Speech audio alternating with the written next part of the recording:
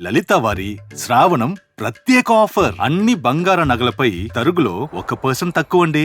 Diamond జ్యువెలరీకి carrot కు 5,000 తక్కువండి. ఇతర షోరూంల ఆఫర్లతో పోల్చి చూడండి. నగలు అలాగే కొనాలండి. లావణ్య అలిగేషన్స్ చేస్తున్న ప్రకారం రాజ్ తరుణ్ కి నిధి అనే అమ్మాయి తోటి, ఆర్యానా, తర్వాత ఇప్పుడు మాల్వి మల్హోత్రా, అంటే ఇవన్నీ కూడా తింతో లివ్ ఇన్ రిలేషన్ లో ఉండే, ఇవన్నీ వీళ్ళందరితో రిలేషన్స్ పెట్టుకున్నాడని ఆమె చేసిందనమాట. ఆమె ఆరోపణ అది.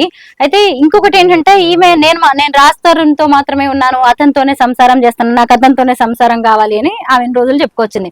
ఆ తర్వాత చూస్తే మస్తాన్ సాయి అనే వ్యక్తితోటి, చింటూ, యూనిత్ రెడ్డి అనే వ్యక్తితోటి ఆమె చాలా క్లోజ్డ్ గా మాట్లాడిన కాల్స్ తెలియకుండానే ఎస్ ఎస్ నాగనాథ్ గారికి విషయం తెలియదు. మీరు చెప్పిన తర్వాత నేను ఈ విషయం మీకు చెప్పాలని వెయిట్ చేస్తూ ఉన్నాను. నా సబ్జెక్ట్ పరంగా చెప్తా. ఇంకొక విషయం, ఇప్పుడు రాజ్ తరుణ్ గురించి ఆమె అంతా చెప్తుంది కదా. రాజ్ తరుణ్ హరస్కోప్ లో ఏముందంటే, రాజ్ తరుణ్ ఫర్ ఎగ్జాంపుల్ ఒక హీరోయిన్ తోని ఒక నైట్ ఒక బెడ్రూమ్ లో ఉంటాడు. వాళ్ళిద్దరు అక్కడ సందర్భాన్ని బట్టి వాళ్ళు ఆ రోజు ఒక బెడ్రూమ్ లో వాళ్ళిద్దరు రూమ్ షేర్ చేసుకుంటారు. బట్ ఆ నైట్ అంతా ఆయన శుభ్రంగా పడుకోవడమో మాట్లాడడమో చేస్తాడు. ఎందుకంటే అతను తొందరగా ఫిజికల్ గా కమిట్ అయ్యేటువంటి హరస్కోప్ కాదు. కానీ మనం బయట నుంచి ఏమనుకుంటాం, మేడం రూమ్ లోకి వెళ్ళినంత మాత్రాన వాళ్ళు అలాంటి వ్యక్తిత్వం ఉన్న వాళ్ళు ఎంతో మంది ఫ్రెండ్స్ ని చూశాను. వాళ్ళు చాలా మంది కలిసే ఉంటారు, ఒక బెడ్రూమ్ షేర్ చేసుకుంటారు. అబ్రాడ్ లో చాలా మంది చూశాను. But they are still friends, they never had any kind of physical intimacy. So Raj Tarun ఉన్న ఫీల్డ్ ఎట్లాంటిదంటే, అక్కడ తొందరగా అనుమానించేటువంటి రంగం అది. తొందరగా వాళ్ళు అట్రాక్ట్ అయిపోతారు, ఆడవాళ్ళు ఎక్కువ హీరోల్ని ఎంటైజ్ చేస్తారు లేదా అట్రాక్ట్ చేసుకుంటారు అనేటువంటి రంగంలో ఆయన ఉంటాడు. ఆయన ఎన్విరాన్మెంట్ అట్లాంటిది, ఆయన బ్యాడ్ కలిసి. కానీ ఆయనకంటూ ఒక స్వభావం ఉంటది. Is a womanizer, is a kind of personality who entices women, flirt women. No, అతనికి ఇనిషియేషన్ లేదు మేడం. ఒక అమ్మాయి తనని ఇష్టపడుతుందని తెలిసినా పుష్కర కాలం తీసుకుంటాడు.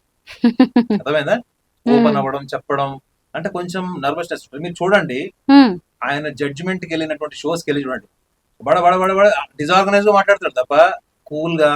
అన్ని సినిమాల్లో అన్ని పెద్ద పెద్ద డైలాగులు చెప్పినప్పుడు మీరు ఒకసారి షో ఎట్లా ఉంది, డాన్స్ పర్ఫార్మెన్స్ ఎట్లా ఉన్నప్పుడు అసలు మీరు చూడండి, కాళ్ళు చేతులు వణికిపోతున్నట్టు కన్ఫ్యూజ్డ్ ఉంటాడు. చూడండి కావాలంటే. ఎందుకుంటాడు అట్లా? That is what is true personality. మీరు సినిమాలో ఒక పెద్ద A4 సైజ్ PDF డైలాగ్ మీరు చెప్పొచ్చు, కానీ బయట మీరు లైవ్ లో కెమెరా పెట్టినప్పుడు, మీరు మాట్లాడేటప్పుడు మీ సెన్సెస్ అన్ని మీ కంట్రోల్లో ఉండవు. మీరు భావోద్వేగాలకు లోనైపోతారు. ఎమోషనల్లీ అన్స్టేబుల్ పర్సనాలిటీ అంటారు వాళ్ళు. ఉండేటువంటి లక్షణం అది.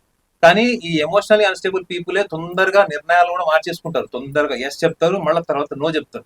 ప్రతిదీ ఒక అడుగు తొందరపాటుతోనే ఉంటది, మళ్ళా రిజెక్ట్ చేసుకుంటారు వాళ్ళు. సో ఆయన ఆ తొందరపాటు నిర్ణయం అయ్యిండొచ్చు, ఇంపల్సివ్ డెసిషన్. మేబీ ఆయన ఆ టైంలో బాగా లోన్లీ ఉండొచ్చు, ఎమోషనల్ బాండేజ్ కోసం ఎదుగుతుండొచ్చు. అప్పుడు ఈ అమ్మాయి కలిసి ఉంటుంది. అంటే అప్పుడు ఏవో షార్ట్ ఫిల్మ్స్ తీసుకుంటూ ఉన్నారు ఇద్దరు కూడా. అదే చెప్పా కదా, వీళ్ళు వర్క్ ఇంటిమసీ వల్ల వీళ్ళలో ఒక ఎమోషనల్ బాండేజ్ ఫామ్ అయ్యిండొచ్చు. బట్ ఆ తర్వాత అతను ఒక స్టార్డమ్ వస్తున్న తర్వాత ఈమె తట్టుకోలేకపోయిండు. చూడండి కదా, అవును కదా. ఈమెకు స్టార్డమ్ ఎందుకు రాదు? ఈమె కూడా హీరోయిన్ ఆఫర్స్ ఎందుకు రాలే? కూడా ఆలోచించుకోవాలి కదా. బట్ నా కాన్ఫిడెన్స్ ఏంటంటే, అతను ఈ will not commit easily physical relation with any women. It is very time taking process for him to open up emotionally, physically. అతను చాలా షై బాడీ లాంగ్వేజ్, రిజర్వ్డ్ ఉంటారు. అట్లాంటి వాళ్ళు తొందరగా ఒక అమ్మాయితో కలిసిపోయి కొత్త లేదు పాత లేదు, కాస్త పరిచయం అయితే చాలు అనుకునే బ్యాచ్ అయితే కాదు. అయితే వీళ్ళిద్దరి హోరోస్కోప్ ప్రకారం వీళ్ళిద్దరు మల్టిపుల్ రిలేషన్స్ లో ఉండే ఛాన్స్ ఏమైనా ఉందా? What is wrong in multiple relations? Just ఇప్పుడు నా ముఖం ఏ అమ్మాయి చూడదు మేడం. అక్కడ ఒక బాగా గుడ్లోకి కొంటాడు, వాడికి 10 మంది ఫాలోయింగ్ ఉంటారు. మనం కాలేజ్ లో చదువుకునేటప్పుడు కొంతమంది అబ్బాయిలకి పిచ్చ ఫాలోయింగ్ ఉంటది, కొంతమంది అమ్మాయిలకు ఉంటది, కొంతమంది అమ్మాయిలు అందంగా ఉన్నాడు ఎవడు మొహం చూడు.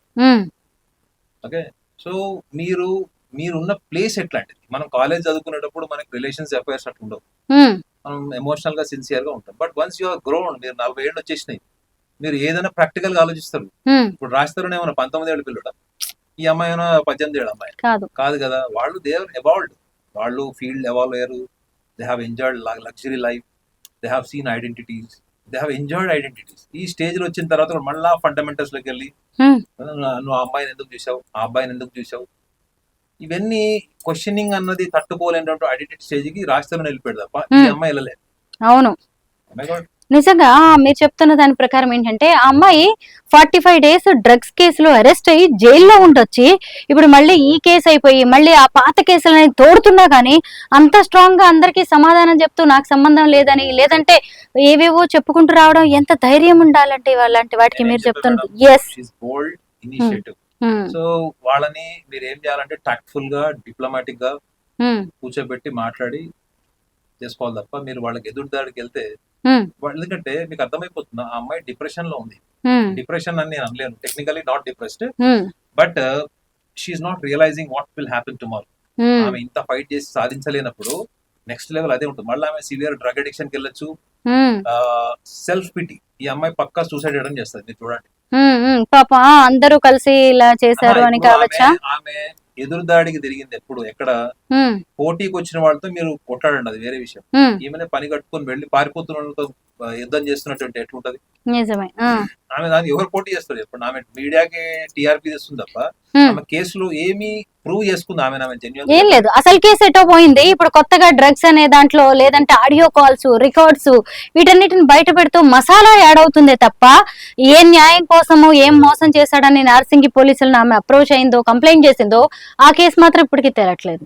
మీరు ఆలోచించండి మేడం, ఆ అమ్మాయి ఇంత చేసి యుద్ధం చేసి ఎనర్జీ అంతా లాస్ అయిపోయి ఆమె చేయబోయేది ఏంటి? She's very emotionally unstable. చూడండి, ఆమె అన్స్టెబిలిటీ కనిపించట్లే. ఒక్క క్షణంలో ఇంపల్సివ్ అయిపోతుంది, వాళ్ళు ఒక్క క్షణంలో ఏడు మొహం పెట్టేస్తుంది, ఏదో మాట్లాడుతుంది. అవును, నేను చూసాను ఇలాంటి బిహేవియర్ ని. చూడండి, ఆమె ఏం క్వశ్చన్ అడిగినా పాయింట్ బ్లాంక్ ఆన్సర్ చెప్పదు, తిప్పి ఆ పాయింట్ కి వస్తుంది. అవును, అసలు విషయం పోతుంది, అసలు మ్యాటర్ వెళ్ళి డివియేట్ చేసి కన్ఫ్యూజ్ చేస్తుంది. అందుకని ఆమె లోపల ఉన్నదే కన్ఫ్యూజన్ ఉన్నోళ్ళు ఎగ్జిక్యూట్ చేసినప్పుడు అవతల వాళ్ళు కూడా కన్ఫ్యూజ్ చేస్తారు. సో నాకు తెలిసి ఈ అమ్మాయి సూసైడల్ అటెంప్ట్ అన్న చేస్తుంది. ఎందుకంటే ఇంత ఫైట్ చేసింది ఎందుకు? ఆమె జీవితంలో రాలేదన్నది ఇప్పుడు పోయింది, ఆమెకు తెలుసు రాడని. ఇప్పుడు ఏమైపోయింది, ఆమెకి తను పోరాడి ఓడిపోయాను అన్నది తీసుకుంటది. అక్కడ ఏమైపోతుంది, సెల్ఫ్ పిటి, సానుభూతి, తనకు సానుభూతి తెచ్చుకునే ఛాన్స్ ఉంటుంది.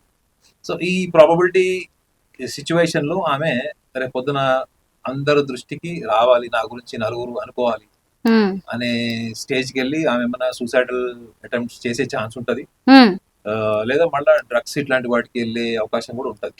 ఎందుకంటే ఈమెకి మీరు చూస్తున్న యాంగిల్ ఏంటంటే ఆమె విల్ పవర్ తప్ప లాజిక్ లేదు. అవును, ఇల్లాజికల్ గానే ఉంది తను. Logical, but she has got will power to fight. నేను ఫైట్ చేస్తాను.